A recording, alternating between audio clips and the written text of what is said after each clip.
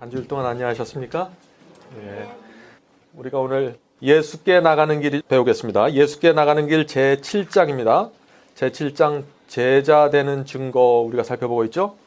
오늘 시작할 그 부분은 이렇게 시작됩니다. 그러나 그리스도께서 우리를 위하여 피할 길을 열어주셨다.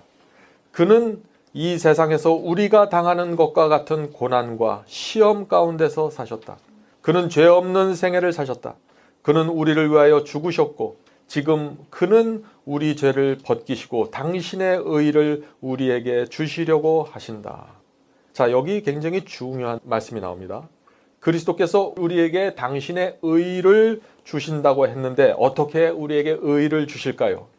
주님께서 우리에게 주신 그 의를 받아야만 구원의 경험에 들어가는데 이게 도대체 어떤 경험인지, 자, 이어지는 말씀에 굉장히 중요한 얘기들이 나옵니다. 여러분들 좀 잘 살펴보시기 바라요. 자, 이어지는 말씀 읽겠습니다. 그대가 자신을 그에게 바치고 그리스도께 바치고 그분을 그대의 구주로 받아들이면 이게 조건이에요. 그리스도의 의를 우리가 받는 조건이 지금 제가 읽어드린 요 센텐스입니다. 계속해서 읽어보죠. 그대의 생애가 아무리 악할지라도 그의 공로로 인하여 그대는 의롭다 하심을 얻는다. 그리스도의 품성이 그대의 품성을 대신하게 되고 그대는 죄를 도무지 범하지 않은 것처럼 하나님의 앞에 받아들이는 바 된다. 얼마나 아름다운 얘기예요. 네? 우리가 아무리 악할지라도 예수님의 공로 때문에 의롭다 하심을 받는다고 지금 말씀하는 거예요.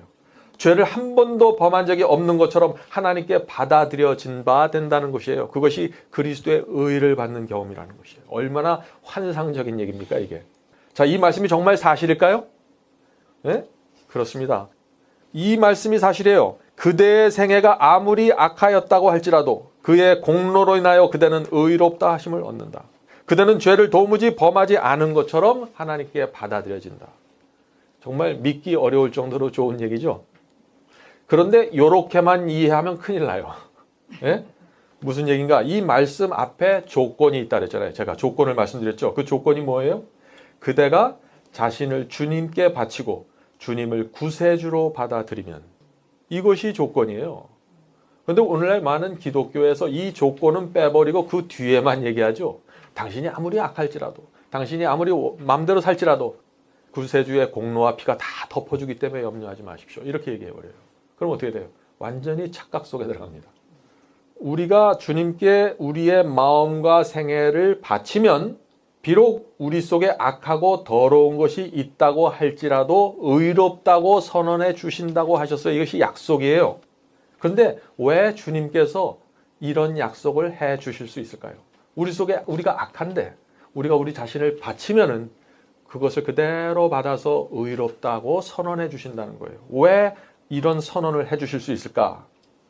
이 질문은요, 칭의의 경험을 해본 사람만이 대답할 수 있어요. 무슨 얘기냐? 우리가 우리 자신을 하나님께 정말 바치잖아요? 그럼 우리 속에서 뭐가 생겨요? 하나님을 기쁘게 하고자 하는 소원이 생겨버려요. 그래서 하나님께서 그 우리의 소원 때문에 그것을 근거로 역사하실 수 있기 때문에 의롭다고 선언해 주시는 거예요. 예? 자, 하나님께서 우리 속에 생긴 그 소원, 그것을 통해서 변화의 역사를 만들어낼 수 있기 때문에 의롭다는 칭의를 해주실 수 있다. 자, 그것이 빌립보서 2장 13절에 있는 말씀입니다. 빌립보서 2장 13절 메모해 두시기 바랍니다. 이 말씀은 너희 안에 행하시는 이는 하나님이시니 자기의 기쁘신 뜻을 위하여 너희로 소원을 두고 행하게 하시나니.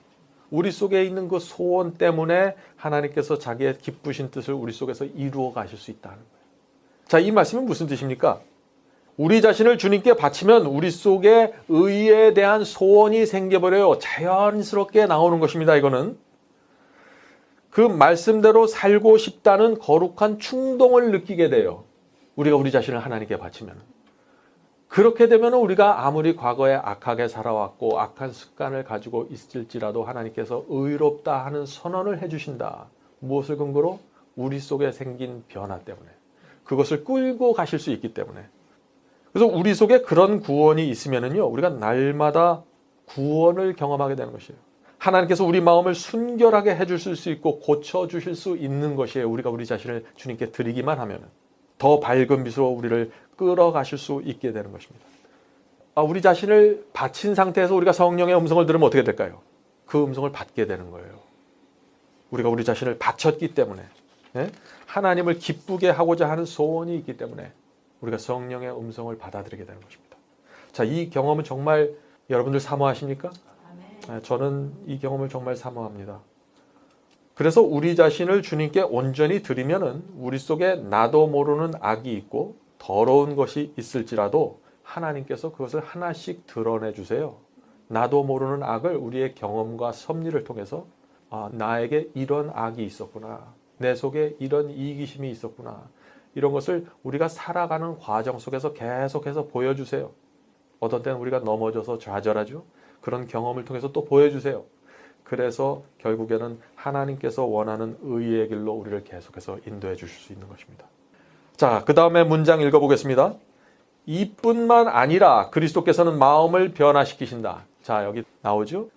하나님께서 우리를 칭의를 주시면은 의롭다 하고 여겨주시면은 그냥 문서로만 의롭다 하고 도장 꽝 찍고 끝나는 게 아니라 변화의 경험이 반드시 따라온다는 것이에요. 이건 정말 중요한 얘기입니다. 거짓말하는 사람의 죄를 용서하시고 의롭다고 하나님께서 선언해 주시면은요, 선언만 하는 게 아니라 우리 속에 무슨 소원이 생겨요? 거짓말을 미워하는 소원이 생겨요. 그래서 변화가 되고 그래서 의롭다 하는 경험이 우리 속에서 이루어지는 것입니다.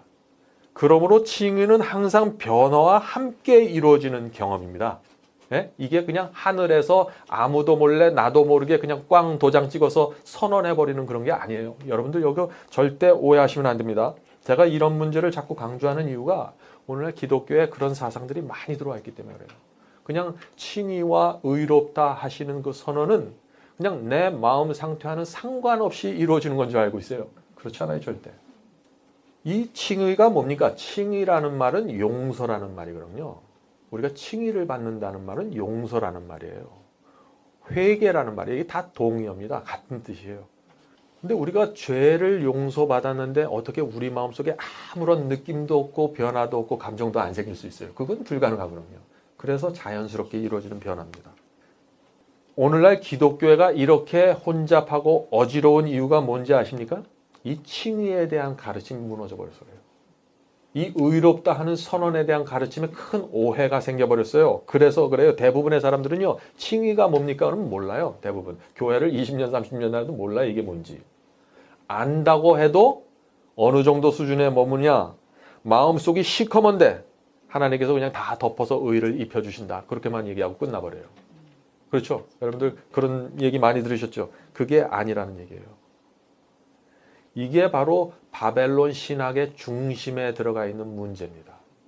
그래서 사람들이 변화되지 못하는 거예요. 의의 경험으로 나가질 못하는 거예요. 자, 그 다음에 문장 읽겠습니다. 그리스도는 믿음으로 말미암아 그대의 마음 가운데 거하신다. 자, 믿음으로 말미암아 하면 참 어렵게 느껴져요. 믿음으로 말미암아. 이 말이 좀 어려워요. 칭의 받는 사람은 하나님께서 의롭다 하심 여김을 받은 사람은 믿음으로 주님을 마음에 영접하게 됩니다.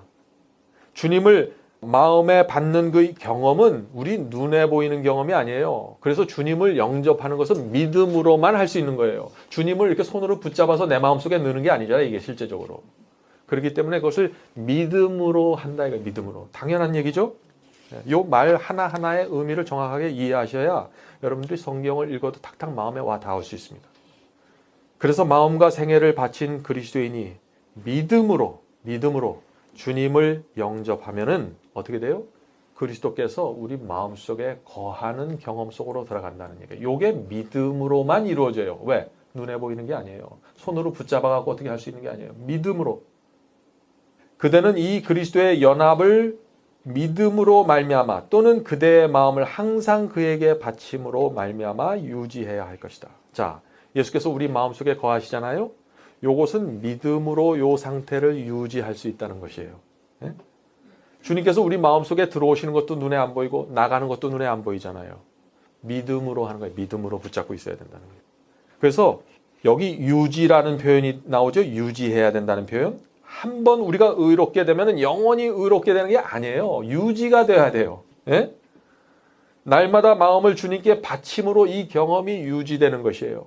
그러면 이렇게 얘기하면 사람들이 많이 힘들어요. 저도 처음에 그랬어요. 야, 그거 어떻게 날마다 그렇게 바치냐. 근데 그거 걱정하지 마세요. 날마다 바쳐주고 싶어요. 우리가 주님께 마음을 바치면은 날마다 마음을 바치는 게 자연스러운 충동으로 이루어지는 거지, 내가 하기 싫은 거 억지로 결심하고 억지로 뭘 결심해서 따라가는 게 아니에요. 계속해서 읽겠습니다. 그대가 이렇게 하는 동안에는, 어떤 동안이에요? 마음을 바치는 동안에는 그분께서는 그대의 원하고 행하는 것을 당신의 기쁘신 뜻대로 하게 하실 것이다. 그렇죠? 우리가 마음을 바치기만 하면 돼요. 우리가 매일 아침에 일어나서 주님, 오늘도 제 마음을 주님께 드립니다. 이게 뭐가 어려워요? 나를 위해서 죽은 그리스도 앞에서 이게 뭐가 어려워요? 아침에 일어나서 주님, 오늘도 제가 주님께 감사한 마음으로 내 마음을 드립니다. 이렇게 하면은요, 그 나머지는 주님께서 해주신다는 거예요. 그렇죠? 당신의 기쁘신 뜻대로 하게 하실 것이다. 얼마나 감사합니까? 우리가 하는 일은 뭐예요? 그러니까 잊지 마세요. 마음을 드리는 거예요, 마음을. 어떤 나쁜 습관을 내가 안 하고 뭐 술을 먹는 걸 내가 중단하고 그거 다 좋은 건데, 그거 이전에 뭐가 필요해요? 우리가 마음을 계속 바치는 거예요. 마음을 바치고 싶지 않다 그런 사람들 있잖아요. 그럼 어떻게 해야 돼요? 그때 기도하는 거예요. 주님, 저는 마음을 드리고 싶지 않습니다. 제가 어떻게 해야 됩니까, 주님? 이게 기도예요. 그러면 하나님께서 또 거기를 도와주셔요. 그런데 많은 사람들이 마음을 바치고 나서 또 주님을 따르려고 그래요. 그건 아닙니다. 마음 바치기 싫잖아요? 그럼 그렇게 기도하세요, 솔직하게. 괜히 바리새인들처럼 안 바치고도 바친 척하고 살지 말고. 네? 그게 율법주의예요. 네? 그게 위선이고. 그러므로 그대는, 자, 갈라디아 2장 20절, 이 말씀 굉장히 중요한 말씀입니다. 잘 살펴보시기 바랍니다. 갈라디아 2장 20절입니다. 이제 내가 육체 가운데 사는 것은 나를 사랑하사 나를 위하여 자기 몸을 버리신 하나님의 아들을 믿는 믿음 안에서 사는 것이라. 여기 또 믿음이 나오죠. 믿음 안에서 살아간다. 이 말의 의미를 정확하게 아셔야 됩니다. 자, 그런데 이 갈라디아 2장 20절 말씀은 정말 중요해요. 왜냐하면은 지금 앞에서 제가 뭘 얘기했어요? 마음을 바치기만 하면 주님께서 나머지는 알아서 끌고 가주신다 그랬죠. 분명히 제가 그렇게 말씀을 드렸잖아요. 근데 문제가 있어요. 그게 뭐냐? 바울은 뭐라고 하는 거예요? 지금 여전히 내가 어디 안에 있다고 얘기해요? 육체 안에 있다고 그러는 거예요. 육체 안에. 내가 마음을 다 드렸어요. 그런데 지금 내가 어디 안에 있어요? 여전히 육체라는 옷을 뒤집어 쓰고 살고 있잖아요. 그러니까 여기에 문제가 있다는 얘기예요. 마음을 드려도 거기서 모든 것이 로봇처럼 시험도 받지 않고 유혹도 받지 않고 그냥 쭉 가는 게 아니라는 얘기예요. 이해하시겠습니까? 네. 자, 그래서 내가 육체 안에 거하기 때문에 어떤 문제가 생기나요? 마음을 바친 사람도 육체로부터 충동을 느끼게 되는 것이에요. 시험과 유혹이 오면은 내 속에서부터 뭐가 꿈틀거리면서 올라오잖아요. 여러분들, 다른 사람들이 와서 내가 제일 아픈 곳을 딱 찌르면서 얄밉게 하면 어떻게 돼요? 내 육체 속에서 뭐가 쫙 올라오잖아요. 그것이 마음을 바친 사람들에게도 나타날 수 있다는 거예요. 그러면 그거를 어떻게 처리하느냐가 문제예요. 처리. 로봇가 아닌 이상 꿈틀거리는 충동을 느낄 수 있다는 것이에요. 네? 언제까지? 언제까지예요?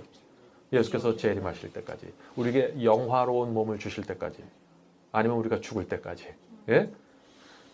그런데 얼마나 강력한 충동을 받느냐, 이건 다릅니다. 이건 차이가 있어요. 마음을 바치지 않는 자도 육체의 충동을 느껴요. 그죠? 마음을 바치지 않은 사람은 정말 육체의 충동 정신없이 느낍니다. 도무지 감당할 수 없을 정도로 느껴요. 그래서 자꾸 굴복하는 거예요. 육체의 충동에. 그러나 마음을 바친 자도 뭘 느낀다 그랬어요?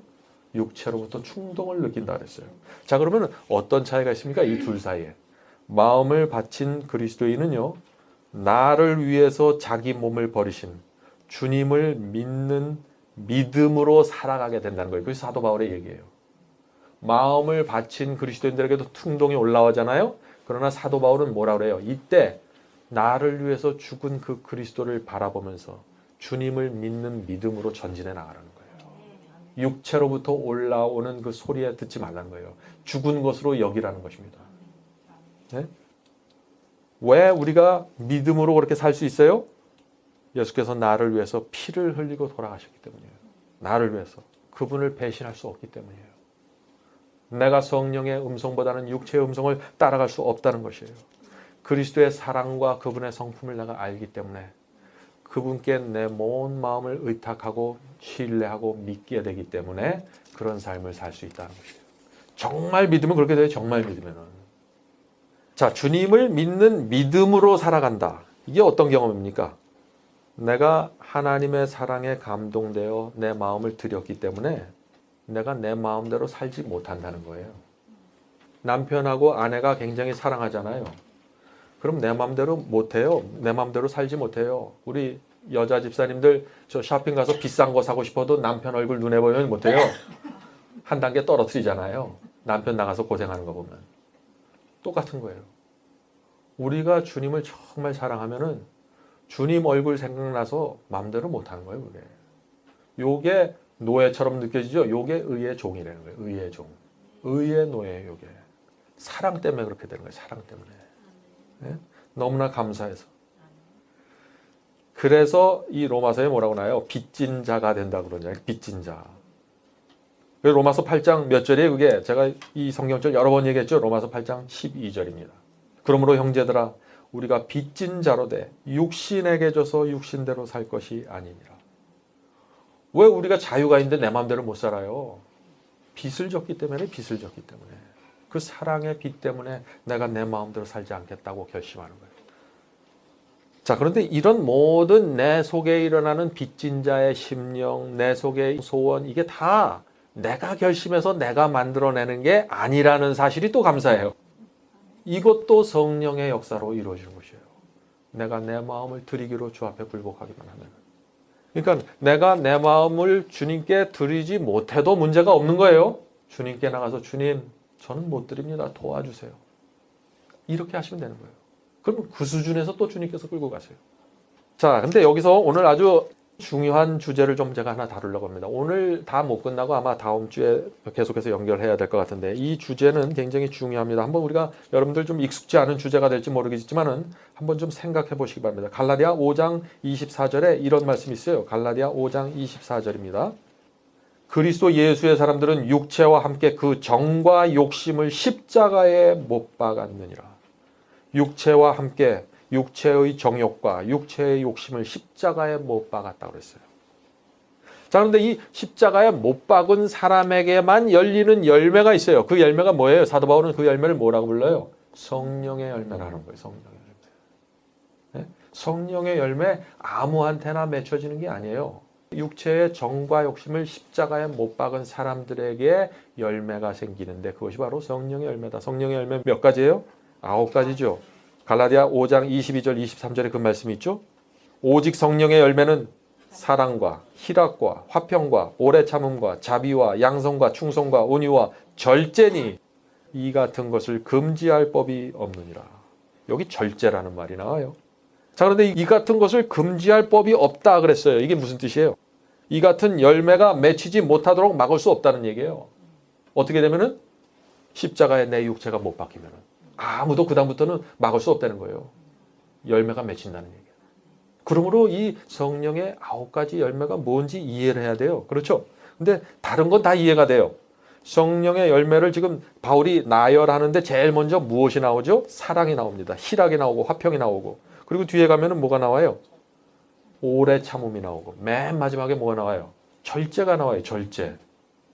그러므로 성령의 열매와 절제는 뗄래야 뗄 수 없는 거예요. 십자가에 내 정과 육체를 못 박는 데에는 절제가 빠질 수가 없는 거예요. 많은 오늘날 기독교에서 빠져있는 가르침이 여기에 있어요. 절제에 대해서 얘기 안 해요. 성령의 열매는 착하고 부드럽고 아름답고 이렇게만 얘기해요. 그거 아니에요. 오래 참음이 있어요. 절제가 있어요. 그래서 오늘 우리는 이 절제가 도대체 뭔가 그 문제를 좀 생각해 보려고 하는 것입니다. 오늘날 많은 사람들이 성령의 열매에 절제가 있다는 것을 이상하게 생각해요. 이해하지 못해요. 왜 거기 절제가 있어야 되고 잘못 쓴 거 아니야? 이렇게 생각하죠. 바울이 왜 성령의 열매에 절제를 포함시켰을까요?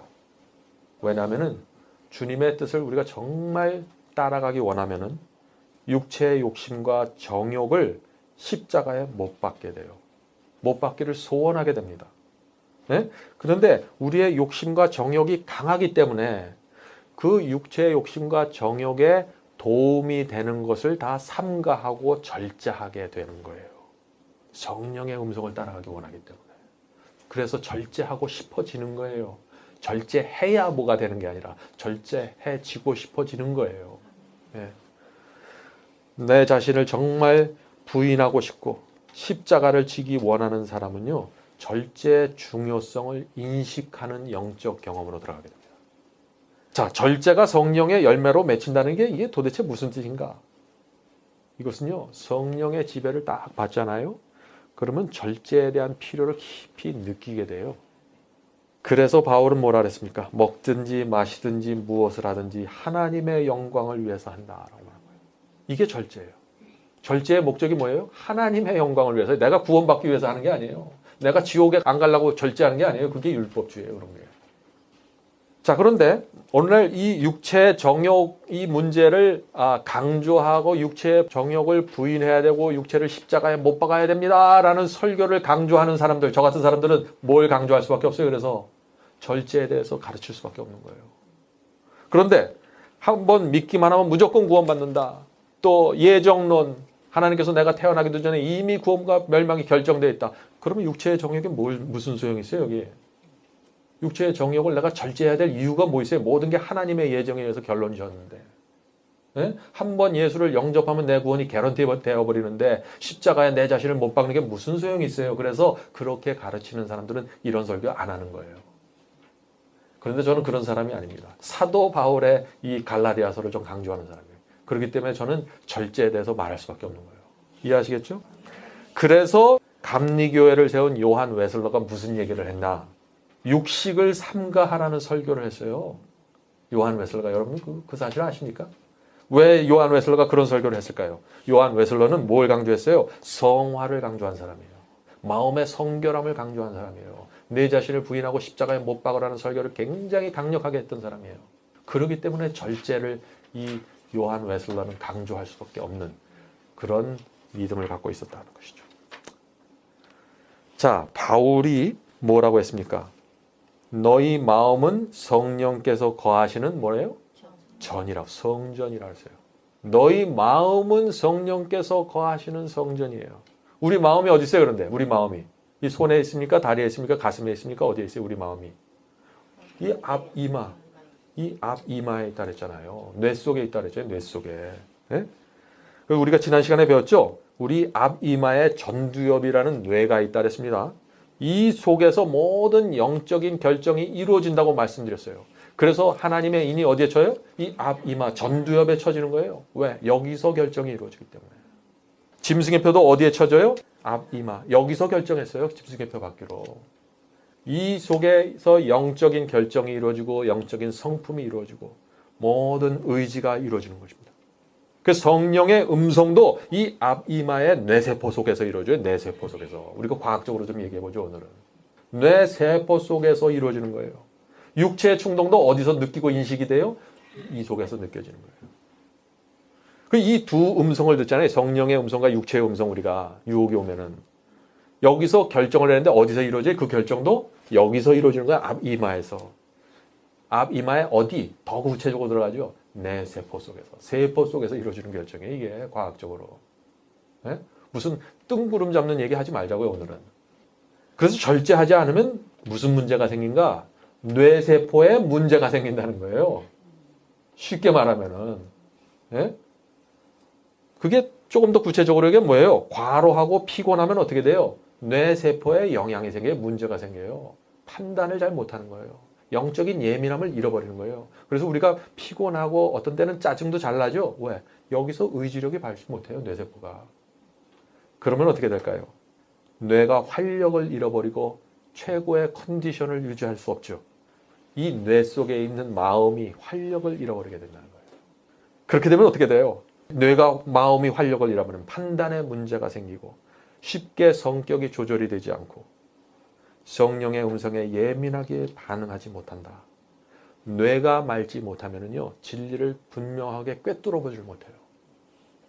성도 여러분, 절제는 신앙입니다. 사도 바울이 말한 9가지 열매 중에 하나예요. 그러나 이거는 동시에 과학이에요. 네? 이거를 인정하셔야 돼요, 우리가. 사도 바울이 어떤 분이에요? 믿음과 은혜를 강조하는 분이에요. 그런데 이분이 절제를 얘기했어요. 이게 너무 앞뒤 안 맞는 얘기 같지 않아요? 오늘날 절제에 대해서 강조하면 율법주의라 그러잖아요. 사도 바울이 근데 그 얘기한 거예요. 성령의 9가지 열매 속에 절제를 넣어버렸어요. 정말 감당할 수 없는 일을 한 거예요, 지금 사도 바울이. 자, 사도 바울이 왜 이 절제를 성령의 9가지 열매 속에 넣었는지 그 이유를 말씀드릴게요. 고린도전서 9장 25절입니다. 이 성경절 적어놓으세요. 고린도전서 9장 25절입니다.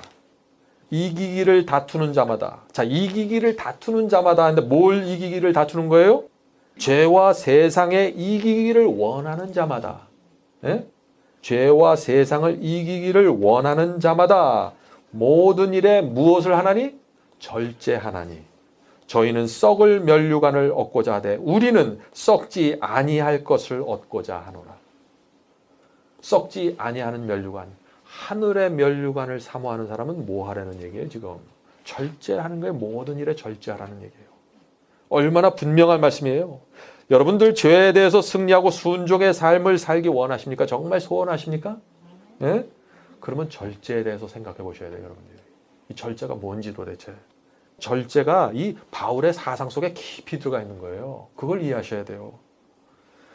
어떤 사람이 이 절제의 필요를 가장 절박하게 느낍니까? 절제의 필요성을. 많은 사람들이요, 마음대로 먹고 살다가 암에 걸려서 병원에 가면 그다음부터 어떻게 돼요? 그다음부터 절제하기 시작해요. 그 전에는 절제 얘기하면 아주 귓등으로 안 들어요. 그렇잖아요. 근데 저도 이렇게 무리하면서 살다가 딱 감기 걸리니까 이제 절제해야지. 물도 많이 먹고. 네? 어떤 사람이 절제의 필요성을 가장 많이 느낄까요? 죄를 많이 범해본 사람이에요. 너무나 죄 때문에 고생해본 사람이에요. 과식해서 배가 아프고 고생하면 어떤 필요를 느껴요? 아, 다음부터 음식을 내가 먹을 때 좀 조심해야겠구나. 절제를 생각하게 돼요. 고생을 해봐야 돼요. 그러니까 절제 안 하는 사람들 누가 절제 안 하는 줄 아세요? 자유주의 복음에 빠져있는 사람 절제 안 해요. 왜? 내가 마음대로 살아도 구원 받아요. 성령의 음성에 예민할 필요가 없어요. 그런 사람들에겐 절제가 필요하지 않아요. 그런데 우리처럼 순종해야 될 것을 믿고 성령의 음성에 예민하게 반응하기를 원하는 사람들은, 많이 쓰러져 본 사람들은, 많은 양심의 가책 때문에 죄책감에 시달려 본 사람들은 내가 주님을 위해서, 나를 위해서 절제해야겠구나. 그 필요를 느끼게 되는 거예요. 그래서 절제의 필요를 가장 크게 느끼는 사람들은 죄에 대한 승리를 위해서 그 영혼이 고통받아 본 사람들입니다. 죄의 구덩이에 빠져서 그 고통당하는 사람이야말로 절제의 필요를 누구보다 더 깊게 느끼게 되는 것이에요. 정욕이 컨트롤되지 않아서 크게 실패하고 넘어졌던 사람들, 그런 사람들이야말로 절제의 필요성을 느끼게 되는 거예요. 사도 바울이 절제를 왜 강조했을까요? 사도 바울도 그 속에서 어떤 충동을 느끼면서 살았어요. 나도 날마다 내 자신을 부인한다. 나도 날마다 죽노라. 사도 바울의 거룩한 신앙 속에 도대체 그 마음속에 뭐가 있길래 부인을 해야 돼요? 사도 바울이. 난 그게 신기해요. 근데 부인할 게 있었던 거예요. 그래서 사도 바울 입에서 절제가 나오는 거예요. 그런데 왜 우리는 절제를 무시하나요? 우리가 사도 바울보다 더 거룩합니까? 자, 절제를 성령의 열매로 사도 바울이 기록해 놓았어요. 그 이유가 무엇일까요? 육체를 십자가에 못 박는 일과 이 절제가 상관이 있다는 얘기예요. 이 말씀에 동의하십니까, 여러분들? 바울은 말세 사람들은요, 절제하지 않을 거라고 했어요. 예언을 했어요. 말세 사람들은 절제하지 않을 거야. 그게 말세의 징조예요. 그 징조가 어디 나왔어요? 디모데후서 3장 1절부터 5절 말씀입니다. 제가 읽겠습니다. 내가 이것을 알라. 말세에 고통하는 때가 이르니. 말세에 고통하는 때가 이르니 사람들은 자기를 사랑하며 돈을 사랑하며 자긍하며 교만하며 회방하며 부모를 거역하며 감사치 아니하며 거룩하지 아니하며, 그러다가 조금 뒤에 절제하지 못하며, 절제하지 못하는 거예요. 말세의 징조에 이게. 쾌락 사랑하기를 하나님 사랑하는 것보다 더하며 경건의 모양은 있으나 경건의 능력은 부인하는 자니 이 같은 자들에게서 내가 돌아서라. 여기에 지금 바울이 언급한 이런 사람들은요, 세상 사람들 말하는 게 아닙니다. 여러분들 오해하시면 안 됩니다. 이 사람들이 뭐라 그랬어요? 여기 하나님 사랑하는 것보다 쾌락을 더 사랑하는 사람들이라 그랬어요. 하나님을 사랑하는 사람들이에요. 그리스도인이에요. 네? 그런데 이 사람들이 절제하지 못하고 있다 하는 그 얘기예요, 지금. 네? 그런데 바울이 뭐라 그랬어요? 절제하지 못하는 이것이 뭐예요? 경건의 모양만 있고 경건의 능력은 없기 때문이라 했어요. 절제하고 경건의 능력 깊이 연관이 있다는 거예요. 네? 오늘날 그리스도인들이 어떤 얘기를 해요? 제가 절제해야 됩니다 라고 설교하고 강조하면 어떻게 돼요? 그것은 율법주의 아닙니까? 이런 얘기하죠. 그런데요, 이 절제하라는 것은 바울의 사상이었고 바울의 설교였어요. 바울이 설교 들어보실래요? 사도행전 24장 25절입니다. 사도행전 24장 25절. 바울이 의와 절제와 장차 오는 심판을 강론하니 벨릭스가 두려워하여 대답하되 시방은 가라 내가 틈이 있으면 너를 부르리라 하고. 예? 절제 얘기하니까 이 벨릭스가 듣기 싫었나 봐요. 지금은 가라 그랬어요. 제가 절제에 대해서 얘기할 때 여러분들 듣기 싫어하면 안 됩니다. 이게 도대체 뭔지 여러분들 깊이 살펴봐야 돼요. 의와 절제와 심판에 대해서 바울이 설교를 했어요. 바울 자신의 설교에서 이 절제를 얼마나 중요한 위치에 놓았습니까? 의가 얼마나 중요한 문제예요. 심판이 얼마나 중요한 문제예요. 근데 그 가운데다가 뭘 넣어놨어요? 절제를 넣어놨어요, 바울이. 그래서 바울은 디모데 전서 4장 7절에서 이런 말씀을 해요. 오직 경건에 이르기를 연습하라 그랬습니다. 연습하라. 경건에 이르는 연습 속에 무엇이 포함되어야 돼요? 그래서 절제가 포함되어야 된다는 것입니다. 절제는 매우 성서적인 개념이고 신앙입니다. 그런데 경건에 연습을 해야 되는데 왜 절제가 포함되어야 되는가? 그 안에. 왜 그런지 아세요? 절제하지 않으면요 신앙이 무너져 버려요. 절제하지 않으면요 경건이 무너져 버립니다. 그냥. 그렇다고 오해하면 안 됩니다. 절제를 잘 한다고 해서 절제만 잘하면 그냥 자동적으로 육체가 십자가에 못 박혀서 꼼짝하지 못하는가? 그건 아니에요. 절제를 아무리 잘해도 육체가 십자가에 못 박는 건 절제만 의해서 이루어지는 경험은 아니에요. 그것은 누가 하는 경험이에요? 죄를 회개하는 사람이 하는 경험이에요. 십자가에 못 박는 거는. 죄를 버리는 것은 회개하는 사람의 심령 속에만 이루어지는 경험이에요. 그러므로 회개하지 않는 사람이 절제만 열심히 하면 뭐예요? 이게 의미가 없는 거예요. 그거는. 그런 사람들한테는 어떤 얘기가 나오나요? 율법적인 성향들이 자꾸 나와요. 절제하지 못하는 사람을 비난하고 까다롭게 하죠. 그 회개하지 않아서 그래요. 절제는 하는데 회개하지 않아서 그래요. 근데 반대로 절제하지 않으면은 어떻게 돼요? 회개했다고 할지라도 그 회개의 경험이 무너질 수 있다는 거예요. 자, 예를 들어볼까요? 회개했어요. 어떤 사람이 회개를 했는데 술을 절제하지 않으면 어떻게 될까요?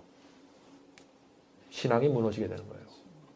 회개했어요. 어떤 사람이. 그런데 식욕과 정욕을 마음대로 내버려두면 어떻게 될까요?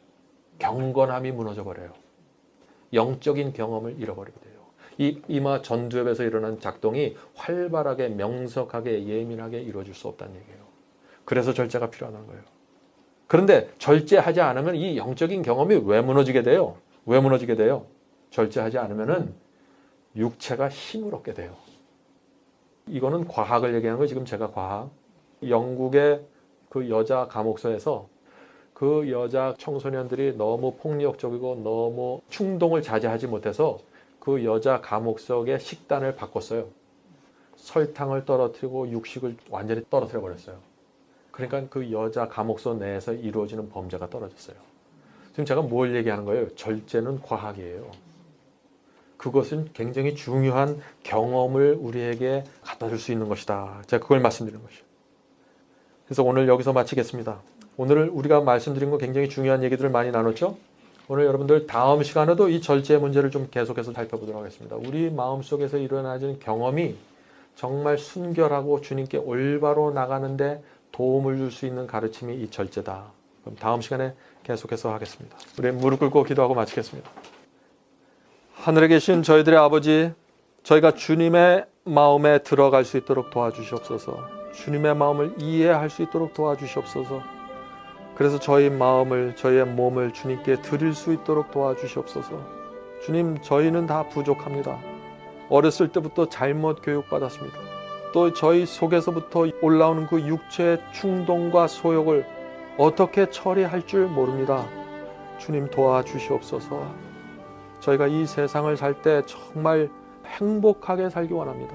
주님, 저에게 참된 행복의 의미를 가르쳐 주시옵시고 정말 하늘이 인정하는 그런 행복을 느끼면서 살 수 있도록 도와주시옵소서. 주님, 저희 삶 속에 있는 모든 고난과 어려움, 주께서 해결해 주시고 저희가 가는 이 길을 끝까지 붙잡아 주시고 인도해 주시옵소서.